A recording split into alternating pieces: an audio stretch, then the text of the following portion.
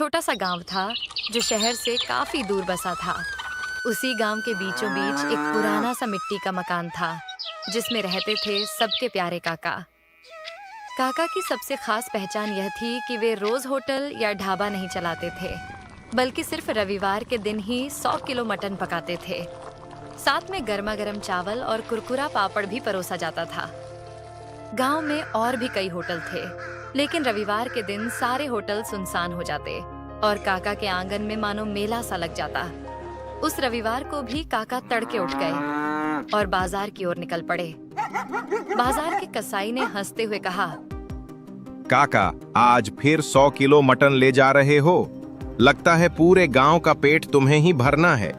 काका ने मुस्कुराते हुए जवाब दिया, अरे भैया, रविवार का दिन है और रविवार मतलब काका का मटन। आज सबका पेट भी भरेगा और मन भी।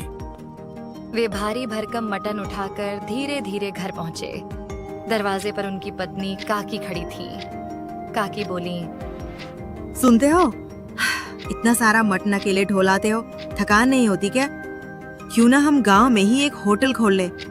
रोज यही काम होगा तो थोड़ा आसान हो जाएगा। होटल? अरे भगवान, ये कैसी बात कर रही हो? अगर होटल खोलेंगे तो रोज बनाना पड़ेगा। रोज बनाएंगे तो लोगों को वही स्वाद कहाँ मिलेगा? अभी तो लोग हफ्ते भर इंतजार करते हैं, तभी उनका प्यार और स्वाद दोनों बरकरार रहता है। पर मुझे तो लगता है कि तुम्हारे हाथ का स्वाद कभी कम ही नहीं होगा। लोग हर दिन भी खाएंगे तो उबेंगे नहीं। बस यही राज तो मैं किसी को नहीं बता सकता। ये स्वाद रविवार का ही है और रविवार का ही रहेगा। काका ने बड़ा सा लोहे का बर्तन रखा और नीचे लकड़ी का चूल्हा जला दिया। सबसे पहले उन्होंने खड़े मसाले, दालचीनी, लौंग, काली मिर्च, जीरा को सिलबट्टे पर पीसकर ताजा मसाला तैयार किया। फिर उसमें उनका गुप्त मसाला डाला, जिसकी खुशबू पूरे आंगन में फैल गई। करीब 2 घंटे तक मटन धीमी आंच पर पकता रहा। उधर दूसरी ओर बड़े भगोने में चावल उबल रहे थे और काकी कड़क पापड़ तल रही थी। काकी ने हंसते हुए कहा, अरे ये खुशबू तो मोहल्ले के कोने कोने तक पहुंच गई है। देखना, 12 बजते ही लोग उमड़ पड़ेंगे। लोगों के चेहरे पर जो चमक होती है ना, वही मेरे लिए सबसे बड़ी कमाई है। जैसे ही घड़ी ने 12 बजाए, लोग आने लगे। कोई परिवार पूरा आ गया तो कोई साइकिल से भागा भागा आया। बच्चे खुशी से उछल रहे थे। काका, जल्दी दो, भूख लगी है। काका बड़े प्यार से प्लेट सजाते। गर्मा गर्म चावल, मसालेदार नली वाला मटन और साथ में पापड़। पहला निवाला खाते ही सब बोल उठते, वाह काका, ये तो कमाल है। आप रोज क्यों नहीं बनाते? अरे भाइयों, यही तो मजा है। अगर रोज मिलेगा तो ये स्वाद खास कहाँ रहेगा? याद रखो, ये मटन सिर्फ रविवार को ही मिलेगा। आपका राज चाहे जो हो काका, पर आपका मटन तो लाजवाब है। हम तो पूरे हफ्ते इंतजार करते हैं बस रविवार के लिए। धीरे धीरे भीड़ इतनी बढ़ी कि दोपहर होते होते सारा मटन खत्म हो गया। कई लोग मायूस होकर बोले, काका, जरा ग्रेवी ही दे दो, वही बहुत है। माफ करना भाइयों, अब तो ग्रेवी भी नहीं बची। अगला रविवार आने तक सब्र करो। लोग निराश होकर पर मुस्कुराते हुए लौट जाते और कहते, ठीक है काका, फिर मिलेंगे अगले रविवार। रात को जब सब सन्नाटा हो गया तो काका और काकी खाट पर बैठे बातें कर रहे थे। काकी बोली, तुम सच में बहुत अच्छा मटन बनाते हो। क्यों ना हम सचमुच एक होटल खोल लें? लोग रोज आएंगे। भगवान अगर रोज बनाएंगे तो ये स्वाद अपना जादू खो देगा। स्वाद का असली मजा इंतजार में है। शायद तुम सही कहते हो, पर मुझे पूरा यकीन है कि तुम्हारे हाथ का स्वाद कभी भी लोगों के दिल से नहीं निकलेगा। इतना कहकर दोनों ने रात की शांति में मुस्कुराते हुए नींद की ओर कदम बढ़ाए।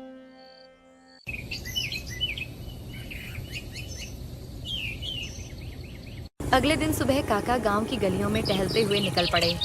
चलते चलते वे चौक पर बने पीपल के पेड़ के नीचे जाकर बैठ गए। लोग आते जाते काका को प्रणाम करते, पर काका अपनी मुस्कान के साथ सबको आशीर्वाद देते रहते।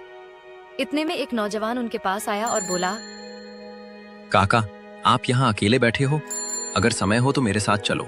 मेरा एक छोटा सा ठेला है जहाँ मैं चिकन करी बनाता हूँ। चाहता हूँ कि आप मेरे चिकन का स्वाद लेकर बताओ उसमें क्या कमी है। अरे भैया, ये तो और भी अच्छा है। यहाँ यूं ही बैठने से तो अच्छा है तुम्हारा चिकन चख लिया जाए। चलो दिखाओ अपना हुनर। दोनों उसके ठेले पर पहुंचे। लड़के ने जल्दी जल्दी गर्मागर्म चिकन करी और चावल की प्लेट सजाई और काका के सामने रख दी। काका ने पहला निवाला लिया, कुछ देर चबाया और फिर बोले, देख बेटा, तुम्हारा चिकन ठीक है, पर इसमें जान नहीं है। लड़का हैरानी से बोला, जान नहीं है?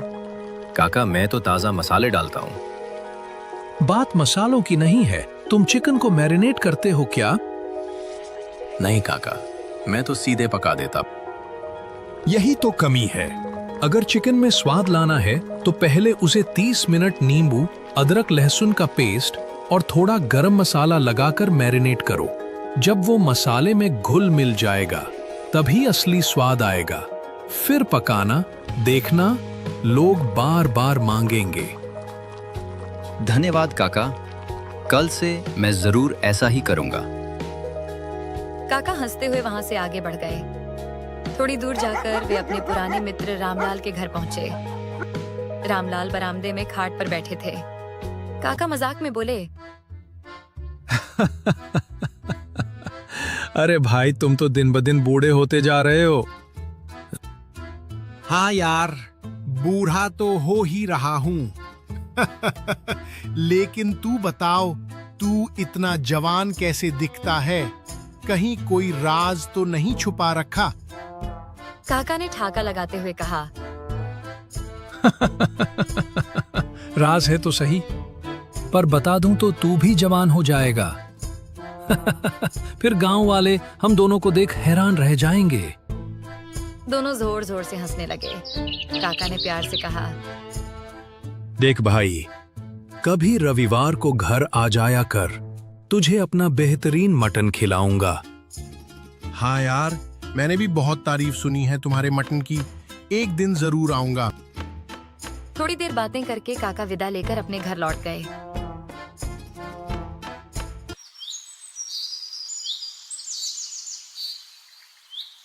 अगला रविवार आया। काका फिर सुबह सुबह उठे, ताजा मटन लेकर आए और बड़े हांडी में लकड़ी के चूल्हे पर पकाना शुरू कर दिया। धीरे धीरे गरम मसालों और गुप्त मसाले की खुशबू पूरे गांव में फैल गई। दोपहर के 12 बजते ही गांव वाले जमा हो गए। जैसे ही पहली प्लेटें परोसी गईं, सबके चेहरे खिल उठे। एक आदमी छकते ही बोला, अरे काका, आज तो प्लेट में मटन के पीस ज्यादा दिख रहे हैं। दूसरा हंसते हुए बोला, हाँ काका, मुझे तो 2-2 नली वाले टुकड़े मिल गए। काका ने मुस्कुराते हुए कहा, अरे भाइयों, आज मैंने जानबूझकर सबको थोड़ा ज्यादा दिया है। लोग हैरान होकर बोले, पर काका, आज ऐसा क्या खास है? काका ने मुस्कुराते हुए कहा, आज की ही तारीख को मैंने पहली बार रविवार का मटन बनाना शुरू किया था, तो समझ लो ये हमारी सालगिरह है। उसी खुशी में आज सबको दुगना मटन मिलेगा। गांव वाले खुशी से झूम उठे और खाने में डूब गए। थोड़ी देर में वे लोग भी आ पहुंचे जो पिछले रविवार को रह गए थे। काका ने उन्हें भी प्लेटें सजाकर दी। वे चाव से खाने लगे और बोले, वाह काका, इंतजार तो बहुत लंबा था, पर आज तो 2 गुना स्वाद मिला। भीड़ में एक नया चेहरा भी था। साफ कपड़े पहने, थोड़ा शहरनुमा अंदाज वाला आदमी। उसने काका की थाली खाई और फिर धीरे से बोला, काका, अगर आप मुझे ये रेसिपी बता दो तो मैं आपको जितना कहो उतने पैसे देने को तैयार हूँ। काका ने भौहें चढ़ाते हुए पूछा, अरे भाई, तुम कौन हो? आज पहली बार देख रहा हूँ। मैं शहर में बड़ा होटल चलाता हूँ।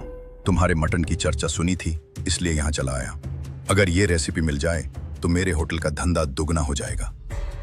काका शांत होकर बोले, मान लो कि मैं तुम्हें ये बता भी दूं तो भी तुम्हें वही स्वाद नहीं मिलेगा। वो हैरान होकर बोला, क्यों काका? स्वाद तो रेसिपी से आता है। नहीं भाई, स्वाद सिर्फ मसालों से नहीं आता। ये मटन धीमी आंच पर चूल्हे में पकता है घंटों तक। तुम्हारे होटल में तो गैस का चूल्हा होगा, वहीं से फर्क पड़ जाएगा। वो आदमी जिद पर अड़ गया। फिर भी बता दो काका, मैं तुम्हें खूब पैसे दूंगा। पैसों से स्वाद नहीं बिकता। अगर कभी मुझे अपना राज बताना होगा तो मैं अपने गांव वालों को बताऊंगा, तुम्हें नहीं। ये सुनते ही वो शहर वाला गुस्से में बड़बड़ाता हुआ वहां से चला गया। वाह काका, आप तो सच में गांव की शान हो। बस भाइयों, यही प्यार ही मेरी असली कमाई है। उस रात जब सब सो चुके थे, काका और काकी खाट पर बैठे बातें कर रहे थे। भगवान, अब उम्र हो रही है। सोचता हूँ हमारे इस मटन के राज को आगे कौन संभालेगा। काकी ने सहमति में सिर हिलाया। सही कह रहे हो, पर किसे दोगे ये राज? कौन बना पाएगा तुम्हारी तरह? क्या पता कोई खुद चलकर आ जाए, जिसे ऊपर वाला हमारे लिए भेजे। दोनों यही सोचते सोचते सो गए। सुबह दरवाजे पर दस्तक हुई। कोई है घर में? बाहर से एक धीमी आवाज आई। काका बाहर निकले तो देखा एक दुबला पतला लड़का खड़ा था। लड़का बोला, काका मैं अनाथ हूँ, कई दिन से भूखा हूँ, कुछ खाने को मिलेगा? काका उसे अंदर ले आए। काकी ने तुरंत चावल और बचे हुए मटन के टुकड़े परोसे। लड़के ने आंखों में आंसू लिए खाना खाया। काका ने प्यार से पूछा, बेटा, तुम अनाथ हो और हमारे भी कोई संतान नहीं।